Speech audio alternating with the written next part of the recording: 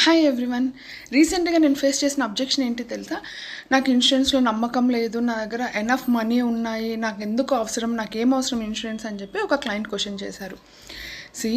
నేనేం చెప్పాను అంటే, మీరు లక్షల్లో సంపాదిస్తుండొచ్చు, you might have enough money, కానీ ఇన్సూరెన్స్ అన్నది మనం ఎప్పుడు తీసుకుంటాం? మన కోసం మనం తీసుకుంటామా? కాదు కదా.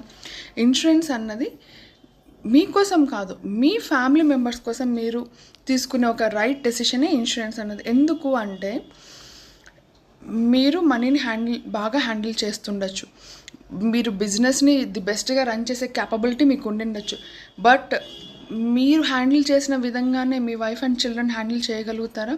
And what if children young ఏజ్లో ఉండి సడన్గా మీకు ఏదైనా జరిగినప్పుడు? మన కంట్రీలో 87% ఆఫ్ ద బిజినెసెస్ ఫౌండర్ లెవెల్లోనే ఆగిపోతున్నాయి. ఎందుకంటే ఫౌండర్కి ఏదైనా జరిగినప్పుడు అక్కడితో ఆ బిజినెసెస్ వైండ్ ఆఫ్ అయిపోతున్నాయి.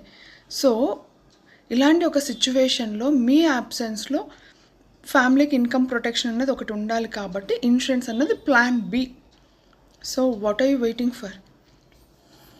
Life insurance is not about believing అండి, it's about creating plan B. ఎందుకంటే it's a backup plan that protects your family in your absence. So the truth is, you don't need life insurance, but your family does. This is Niharika, your financial advisor. Insurance related inquiries, doubts, to know better plans for your needs, do message me. Thank you.